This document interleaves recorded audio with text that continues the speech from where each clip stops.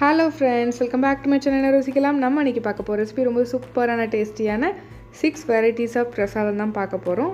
ரொம்ப ஈஸியா ஒரு 1 மணி நேரம் இருந்தா போதும் இந்த 6 விதமான சாப்பாடை வந்து நீங்க செஞ்சிரலாம். ரொம்ப ஈஸி.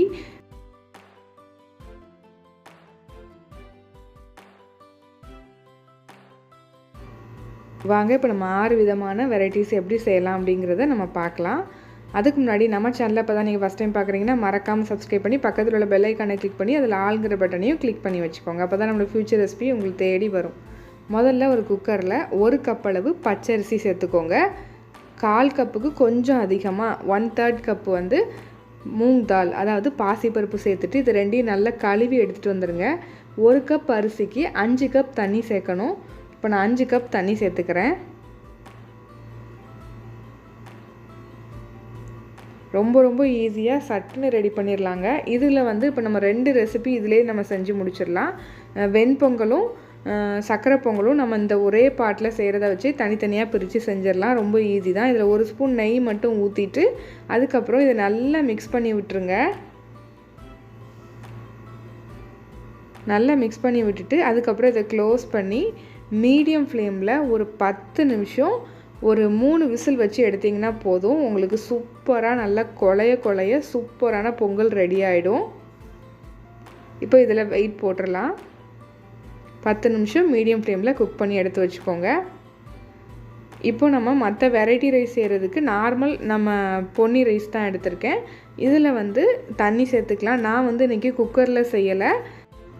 நான் டைரக்ட்டா சாதத்தை வடிச்சு தான் செய்ய போறேன். அதனால கொஞ்சம் அதிகமாவே தண்ணி சேர்த்துக்கலாம். தண்ணி சேர்த்துட்டு தேவையான அளவு உப்பு சேர்த்துக்கலாம். நான் கல் உப்பு தான் சேர்த்திருக்கேன். சேர்த்துட்டு இப்போ இத நல்லா mix பண்ணி விட்டுறலாம். நல்ல ஹை ஃப்ளேம்ல கொஞ்ச நேரம் வச்சு கொதிக்க விடுங்க. நல்லா கொதிச்சு நல்லா வெந்து வரட்டும். அதுக்கு அப்புறம் மீடியம் ஃப்ளேம்ல வச்சுக்கோங்க. பாருங்க இப்போ ரைஸ் நல்ல ஒரு முக்காவாசி வெந்து வந்துருச்சு. இந்த அளவுக்கு வெந்தா போதும். அப்பதான் வெரைட்டி ரைஸ்க்கு நல்ல உதிரியா ரொம்ப நல்லா இருக்கும். இத நல்லா வடிச்சிட்டு ஒரு பிளேட்ல போட்டு நல்லா ஆற வச்சிருங்க. ஆறட்டும். அடுத்து சக்கரை பொங்கல் செய்யிறதுக்கு 2 பெரிய அச்சு வெல்லம் எடுத்துர்க்கேன். உங்ககிட்ட சின்ன சைஸா இருந்தா கூட ஒரு பீஸ் எடுத்துக்கோங்க. ஒரு 1.5 கிளாஸ் தண்ணி ஊத்தி இது நல்லா கரைய வச்சு எடுத்துக்கோங்க. கரஞ்சா போதும். பாகு கன்சிஸ்டன்சி தேவையில்ல. இது நல்லா கரஞ்சதும் தனியா எடுத்து வச்சுக்கோங்க. இப்போ நம்மளோட பொங்கல் வந்து ரெடி ஆயிடுச்சு. நேச்சுரலா ஏர் ரிலீஸ் ஆனதுக்கு அப்புறம் ஓபன் பண்ணுங்க. நீங்க எடுத்து விடாதீங்க. அந்த ஏர் நீங்க எடுத்து விட்டீங்கன்னா உங்களுக்கு உள்ள பொங்கல் வந்து ஒழுங்கா நல்ல இந்த மாதிரி நல்ல சாஃப்ட்டா வெந்து வராது. அதனால ஏர் நேச்சுரலா ரிலீஸ் ஆனதுக்கு அப்புறம் ஓபன் பண்ணிக்கோங்க. பாருங்க எவ்ளோ நல்ல சூப்பரா வெந்து வந்திருக்குன்னு. இப்போ இதுல வந்து கொஞ்சத்தை வந்து நம்ம வெண்பொங்கலுக்கு தனியா எடுத்துக்கலாம்.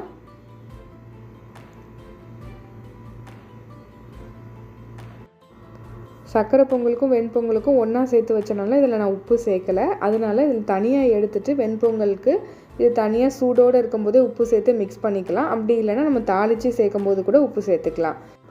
இப்போ நம்ம வெண்பொங்கலுக்கு நம்ம நல்லா தாளிச்சி ஊத்திரலாம். ஒரு 3 டேபிள்ஸ்பூன் நெய் எடுத்துர்க்கேன். அதுல ஒரு 1/4 டீஸ்பூன் சீரகம், ஒரு 1/4 டீஸ்பூன் மிளகு, அப்புறம் ஒரு சின்ன துண்டு இஞ்சி குட்டியா நறுக்கி சேர்த்திருக்கேன். இப்போ இது நல்லா பொரியட்டும். இப்போ இது கூடவே கொஞ்சம் முந்திரி பருப்பு சேர்த்துக்கிடலாம். ரொம்ப டேஸ்டா ஈஸியா சட்டுன்னு ரெடி பண்ணிரலாங்க. அப்புறம் ஃப்ரெஷ்ஷான கருவேப்பிலை.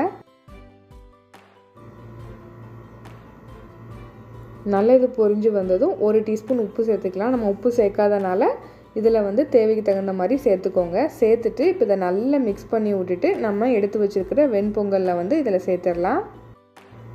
இப்போ இத சேர்த்துட்டு நல்லா mix பண்ணிக்கலாம். உங்களுக்கு ரெஸ்டாரன்ட் ஸ்டைல்ல கிடைக்கிற மாதிரி கொஞ்சம் நல்ல க்ரீமியா வேணும் அப்படினா இதல ஒரு 1/4 கப் அளவு நல்ல காய்ச்சின பால் வந்து நல்ல சுட இதல சேர்த்து mix பண்ணிக்கோங்க.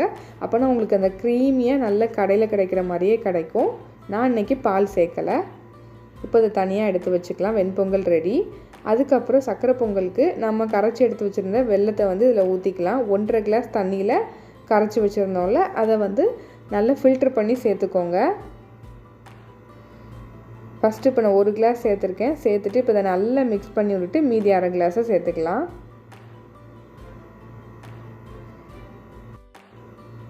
இப்போ நல்லா மிக்ஸ் ஆகிடுச்சு. இதில் மீதி இருக்கிற அரை கப் வெல்லத்தையும் சேர்த்துக்கலாம். சேர்த்துட்டு நல்லா மிக்ஸ் பண்ணி விட்டுக்கோங்க. மீடியம் ஃப்ளேமில் வச்சு நல்லா மிக்ஸ் பண்ணி விட்டுட்டே இருங்க. தொடர்ந்து மிக்ஸ் பண்ணாமல் விட்டுட்டிங்கன்னா அடி பிடிச்சிரும். ஸோ கவனமாக பண்ணுங்கள். இப்போ இதில் ஒரு 1/4 கப் அளவு நெய் ஊற்றிருக்கேன். நெய் ஊற்றிட்டு மறுபடியும் நல்லா மிக்ஸ் பண்ணி விட்டுறலாம். ஒரு 5 நிமிஷம் மிக்ஸ் பண்ணி விட்டிங்கன்னா இந்த மாதிரி நல்லா கெட்டியாகிடும். அதுக்கப்புறம் ஒரு டீஸ்பூன் அளவுக்கு ஏலக்காய் பொடி சேர்த்துக்கலாம். சேர்த்துட்டு இப்போ இதற்கு தாளித்து ஊற்றிடலாம். ஒரு 3 டேபிள் ஸ்பூன் நெய் எடுத்திருக்கேன். அதில் உங்களுக்கு எவ்வளோ முந்திரி பருப்பு பிடிக்குமோ அவ்வளோ சேர்த்துக்கோங்க. நான் வந்து ஒரு 10-12 பீஸ் சேர்த்துருக்கேன். இப்போ இதை கொஞ்சம் லைட்டாக வறுபட்டு வந்ததும் அதுக்கப்புறம் காஞ்ச திராட்சை அதையும் சேர்த்துக்கிட்டேன். சேர்த்துட்டு இதையும் நல்லா மிக்ஸ் பண்ணி விட்டுக்கலாம். காஞ்ச திராட்சை சேர்க்கும் போது நீங்கள் அடுப்பை ஆஃப் பண்ணிடலாம். அந்த ஹீட்லேயே அது நல்லா பொரிஞ்சு வந்துடும். இந்த காஞ்ச திராட்சை ரெசிபி ஈஸியாக வீட்டிலே பண்ணிடலாம். அது எப்படி செய்யணும்னு நம்ம சேனலில் ஆல்ரெடி போட்டிருக்கேன். டிஸ்கிரிப்ஷன் பாக்ஸில் லிங்க் கொடுக்குறேன்னு செக் பண்ணிக்கோங்க. இப்போ இதில் சேர்த்து நல்லா மிக்ஸ் பண்ணி விட்டுறலாம். அவ்வளோதான், சர்க்கரை பொங்கல் நமக்கு ரெடி. அதுக்கப்புறம் கொண்டக்கடலையை வந்து நல்ல ஒரு 3 மணி நேரம் போல் தண்ணியில் ஊற வச்சு எடுத்திருக்கேன். இப்போ இதில் முங்குற அளவுக்கு தண்ணி ஊற்றிக்கோங்க போதும். ஊற்றிட்டு இப்போ இதில் தேவையான அளவு உப்பு சேர்த்துக்கலாம். நான் வந்து ஒரு டேபிள் ஸ்பூன் உப்பு சேர்த்துருக்கேன். சேர்த்துட்டு இதை க்ளோஸ் பண்ணி மீடியம் ஃப்ளேமில் 3 விசில் வச்சா போதும். உங்களுக்கு சூப்பராக நல்லா வெந்து வந்துடும். இப்போ 3 விசில் முடிஞ்சதுக்கப்புறம் நேச்சுரலாக ஏர் ரிலீஸ் ஆனதுக்கப்புறம் நான் ஓப்பன் பண்ணுறேன். பாருங்கள், கொண்டக்கடலை நல்லா வெந்து வந்துருச்சு. நான் இப்போ இதில் ஒன்று எடுத்து காமிக்கிறேன். பாருங்கள் நல்லா வெந்து வந்துருச்சு. இப்போ இதை வந்து நம்ம தாளிச்சிக்கலாம். இப்போ ஒரு கடாயில் ஒரு 2 டீஸ்பூன் ஆயில் சேர்த்துக்கோங்க. சேர்த்துட்டு கொஞ்சமாக கடுகு சேர்த்துக்கோங்க. ஒரு டீஸ்பூன் கடுகு போட்டால் கரெக்டாக இருக்கும். இந்த கடுகு நல்லா பொரிஞ்சு வந்ததும் நல்லா பொடியாக நறுக்கி வச்சுருக்கிற வெங்காயம், ஒரு 1/4 கப் அளவு வெங்காயம் சேர்த்துக்கலாம். பெரிய வெங்காயம்னா ஒரு வெங்காயம் ஃபுல்லாக. அப்புறம் பச்சை மிளகா சேர்த்துக்கோங்க. பொதுவாக நிறைய பேர் வத்தல் போட்டு தாளிப்பாங்க. பச்சை மிளகா போட்டு தாளித்து பாருங்கள், ரொம்ப சூப்பராக டேஸ்ட்டாக இருக்கும். அதுக்கப்புறம் நல்ல ஃப்ரெஷ்ஷான கருவேப்பிலை சேர்த்துட்டு இதையும் நல்லா வதக்கிக்கலாம். இதுக்கு வந்து வெங்காயம் கொஞ்சம் க்ரன்ச்சியாக இருந்தால் நல்லாயிருக்கும். அதனால் ரொம்ப ஃபைனாக வதக்கணும்னு அவசியம் இல்லை. கொஞ்சம் டிரான்ஸ்பரண்ட்டாக ஆனதும் இதில் வந்து ஒரு 2 டீஸ்பூன் உப்பு சேர்த்துருக்கேன். ஆல்ரெடி நம்ம வேக வைக்கும் போதே உப்பு சேர்த்துருக்கனால உப்பு கொஞ்சம் பார்த்து சேர்த்துக்கோங்க. இப்போ இதை நல்லா மிக்ஸ் பண்ணி விட்டுட்டு நம்ம வேக வச்சு எடுத்து வச்சுருக்க கொண்டக்கடலையை இதில் சேர்த்துக்கலாம். சேர்த்துட்டு இப்போ இதை நல்லா மிக்ஸ் பண்ணி விட்டுறலாம். ரொம்ப ஈஸியாக சட்டுன்னு ரெடி ஆகிடுங்க. இந்த டைப்பில் நீங்கள் தாளித்து சாப்பிட்டு பாருங்கள். ரொம்ப கிட்ஸ் கூட விரும்பி சாப்பிடுவாங்க. இப்போ இதில் ஃபைனலாக நம்ம தேங்காய் சேர்த்துக்கலாம். தேங்காய் வந்து நல்லா நான் துருவி எடுத்திருக்கேன். உங்களுக்கு எவ்வளோ தேங்காய் பிடிக்குமோ அவ்வளோ சேர்த்துக்கலாம். அவ்வளோ நல்லாயிருக்கும். இதில் தேங்காய் எவ்வளோக்குள்ளே சேர்க்குறீங்களோ அவ்வளோக்குள்ளே நல்லாயிருக்கும். நான் வந்து ஒரு 1/4 கப் அளவே தேங்காய் நல்லா துருவினது சேர்த்துக்கிட்டேன். இப்போ இதை நல்லா மிக்ஸ் பண்ணி விட்டுட்டு தனியாக எடுத்து வச்சுக்கலாம். அவ்வளோதான், நம்மளோட சூப்பரான கொண்டக்கடலை ரெடி ஆகிடுச்சு. இப்போ அதை தனியாக எடுத்து வச்சுக்கோங்க. பாருங்கள், பார்க்குறதுக்கே எவ்வளோ சூப்பராக இருக்குன்னு. இதே டைப்பில் நீங்கள் எல்லா பயிர் வகைகளையும் செஞ்சு பாருங்கள், ரொம்ப நல்லாயிருக்கும். இப்போ அடுத்து நம்ம தேங்காய் சாதம் செய்ய போகிறோம். அதுக்கு ஒரு கடாயில் கொஞ்சமாக தேங்காய் எண்ணெய் சேர்த்துக்கோங்க. ஒரு 2 டேபிள் ஸ்பூன் தேங்காய் எண்ணெய் சேர்த்தா கரெக்டாக இருக்கும். அதுக்கப்புறம் 1 டீஸ்பூன் கடுகு. தேங்காய் சாதத்துக்கு எப்போதுமே தேங்காய் எண்ணெய் சேர்த்து செய்யுங்க, அப்போ தான் ரொம்ப நல்லாயிருக்கும். இப்போது கடுகு கொஞ்சம் பொரிஞ்சதும் ஒரு டீஸ்பூன் கடலைப்பருப்பு, ஒரு 2 டீஸ்பூன் வேர்க்கடலை.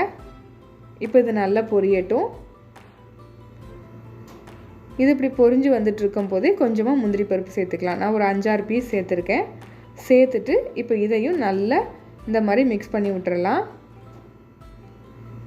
இப்போ இதில் வந்து ஒரு 2 பீஸ் காஞ்ச மிளகாவை நல்லா பிச்சு சேர்த்துக்கோங்க. ஆல்ரெடி நம்ம சாதத்தில் உப்பு போட்டு தான் வடித்து எடுத்து வச்சுருக்கோம். அதனால் கம்மியாக உப்பு சேர்த்துக்கிட்டா போதும். அதனால் நான் ஒரு டீஸ்பூன் உப்பு மட்டும் சேர்த்துருக்கேன். இப்போ இதை நல்லா மிக்ஸ் பண்ணி விட்டுட்டு ஒரு 1/4 கப் அளவு துருவின தேங்காய் சேர்த்துக்கலாம். அதுக்கப்புறம் ஃப்ரெஷ்ஷான கருவேப்பிலை சேர்த்துட்டு இப்போ இதை நல்லா மிக்ஸ் பண்ணி விட்டுறலாம். இப்போது தேங்காய் சேர்த்ததுக்கப்புறம் நல்ல லோ ஃப்ளேமில் வச்சுக்கோங்க. ஏன்னா ஹை ஃப்ளேமில் வச்சிட்டிங்கன்னா தேங்காயோட கலர் மாறி போயிடும். லோ ஃப்ளேமில் வச்சுட்டு நல்லா மிக்ஸ் பண்ணி விட்டுக்கோங்க. ஒரு 2 நிமிஷம் மிக்ஸ் பண்ணி விட்டுட்டு அதுக்கப்புறம் நம்ம ரைஸை வந்து சேர்த்துக்கலாம். பாருங்கள், ரைஸ் நல்லா உதிரியாக சூப்பராக வந்திருக்கு. நல்லா ஆற வச்சிட்டிங்க அப்படின்னா உங்களுக்கு சூப்பராக அந்த மாதிரி உதிரி உதிரியாக கிடைக்கும். முக்கால் பதத்துக்கு மேலே வேக வைக்காதீங்க இந்த மாதிரி வெரைட்டி ரைஸ் செய்யும்போது. இப்போ இதை நல்லா மிக்ஸ் பண்ணி விட்டுட்டிங்கன்னா சூப்பரான தேங்காய் சாதம் நமக்கு ரெடி. இப்போ இதையும் நம்ம தனியாக எடுத்து வச்சுக்கலாம். அடுத்து லெமன் ரைஸ் செய்கிறதுக்கு ஒரு 1.5 கப் அளவு ரைஸ் எடுத்திருக்கேன். அதில் வந்து ஒரு அரை லெமனை வந்து புழிஞ்சு ஊற்றிக்கிட்டேன். அதுக்கப்புறம் ஒரு 2 டேபிள் ஸ்பூன் அளவுக்கு நல்லெண்ணெய் சேர்த்துட்டு இப்போ இதை முதல்ல நல்லா மிக்ஸ் பண்ணி எடுத்து வச்சுக்கலாம்.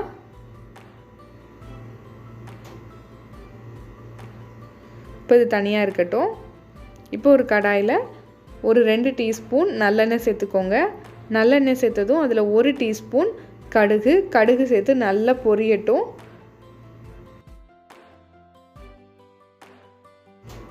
பாருங்கள், ஒரு வாட்டி நம்ம ரைஸை வடித்து எடுத்துருக்கோம். ஆனால் இதை வச்சு நம்ம நிறைய ரைஸ் செய்யலாம். ரொம்ப ஈஸியாக சட்டுன்னு ரெடி பண்ணிடலாம். இப்போ கடுகு நல்லா பொரிஞ்சிருச்சு. இப்போ இதில் வந்து ஒரு 5-6 பீஸ் வேர்க்கடலை, ஒரு 1 டீஸ்பூன் கடலைப்பருப்பு சேர்த்துட்டு அது கூடவே கொஞ்சம் முந்திரி பருப்பும் சேர்த்துக்கோங்க. சேர்த்துட்டு இப்போ இதை நல்லா வறுத்துக்கோங்க. இப்போ இதில் ஒரு அரை டீஸ்பூன் மஞ்சள் பொடி சேர்த்துக்கலாம். சப்போஸ் உங்களுக்கு லெமன் ரைஸ் கொஞ்சம் டார்க் கலரில் வேணும்னா கூட கொஞ்சம் மஞ்சள் பொடி சேர்த்துக்கோங்க. அதுக்கப்புறம் ஒரு 1/4 டீஸ்பூன் உப்பு, அதுக்கப்புறம் 2 வத்தல் வந்து கிள்ளி சேர்த்துக்கோங்க. அப்புறம் ஃப்ரெஷ்ஷான கருவேப்பிலை. இப்போ இதை நல்லா மிக்ஸ் பண்ணி விட்டுறலாம். நீங்கள் டேரெக்டாக இதிலே கூட லெமன் ஜூஸை சேர்த்துட்டு அதுக்கப்புறம் மிக்ஸ் பண்ணலாம். அந்த மாதிரி ஃப்ளேவர் பிடிச்சிருந்துச்சுன்னா நீங்கள் அப்படி கூட சேர்த்துக்கோங்க. அப்புறம் ஃபைனலாக கொஞ்சம் பெருங்காயத்தூள் சேர்த்துட்டு இப்போ இதை நல்லா மிக்ஸ் பண்ணி விட்ருங்க. பாருங்கள், இப்போ நமக்கு ரெடி ஆகிடுச்சு. இப்போ இதை வந்து நம்ம ரைஸில் சேர்த்துக்கலாம். சேர்த்துட்டு இப்போ இதையும் நல்லா மிக்ஸ் பண்ணி விட்டுறலாம். நம்ம டேரெக்டாக லெமன் ஜூஸும் நல்லெண்ணையும் சேர்த்து மிக்ஸ் பண்ணி வச்சுருக்கனால அது ஒரு ஃப்ளேவர்ஃபுல்லாக ரொம்ப சூப்பராக இருக்கும். இந்த மாதிரி ஒரு தடவை நீங்கள் லெமன் ரைஸ் செஞ்சு பாருங்கள். ரொம்ப ஈஸியும் கூட. இப்போ இதை நல்லா மிக்ஸ் பண்ணி விட்டுறலாம்.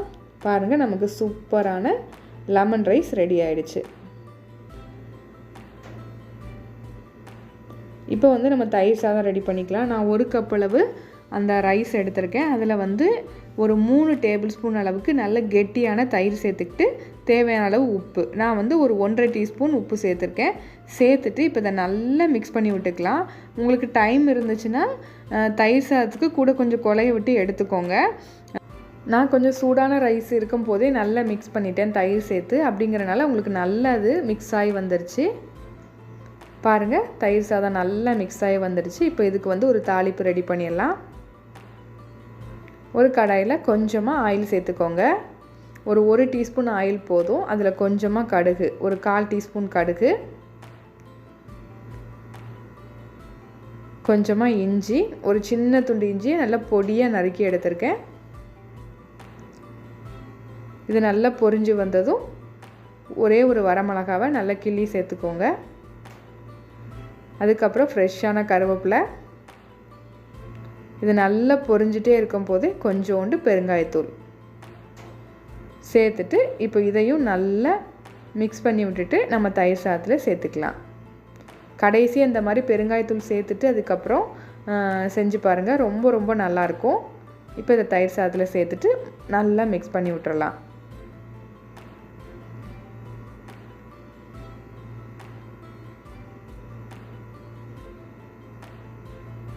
பாருங்கள், இப்போ நல்லா மிக்ஸ் பண்ணியாச்சு. கடைசியாக நிறைய மாதுளம்பழம் சேர்த்துக்கோங்க. ரொம்ப நல்லாயிருக்கும். ஃப்ளேவர்ஃபுல்லாக இருக்கும். கிட்ஸ்லாம் நல்லா விரும்பி சாப்பிடுவாங்க. நல்ல கலர்ஃபுல்லாகவும் இருக்கும். நல்லா மிக்ஸ் பண்ணி வச்சுட்டு நம்ம இப்போ இதை எல்லாத்தையுமே எடுத்து வச்சிடலாம். நமக்கு இப்போ எல்லா பிரசாதமும் ரெடி ஆகிடுச்சு. மொத்தம் 6 வகை செஞ்சுருக்கோம் நம்ம. இது என்னென்னு இப்போ நம்ம பார்த்துடலாம் ஒரு தடவை. வெண்பொங்கல், தயிர் சாதம், சக்கரை பொங்கல், லெமன் ரைஸ், கொண்டக்கடலை தாளித்தது, அப்புறம் தேங்காய் சாதம். பாருங்கள், எவ்வளோ ஈஸியாக ஒரு மணி நேரம் இருந்தால் போதுங்க. இந்த மாதிரி செஞ்சு முடிச்சிடலாம். இந்த 6 விதமான ரெசிபியும் ட்ரை பண்ணி பார்த்துட்டு உங்களோட கமெண்ட்டை மறக்காமல் கமெண்ட் பண்ணுங்கள். இந்த சூப்பரான ரெசிபி உங்களுக்கு பிடிச்சிருந்துச்சுன்னா லைக் பண்ணி ஷேர் பண்ணி கமெண்ட் பண்ணிக்கோங்க. இதே மாதிரி இன்னொரு இன்ட்ரெஸ்டிங்கான ரெசிபியோடு உங்களை மீட் பண்ணுறேன். அதுக்கு மறக்காமல் நம்ம சேனலை சப்ஸ்கிரைப் பண்ணிக்கோங்க. அப்போ தான் நம்மளோட ஃப்யூச்சர் ரெசிபிஸ் எல்லாம் உங்களை தேடி வரும். Thank you friends.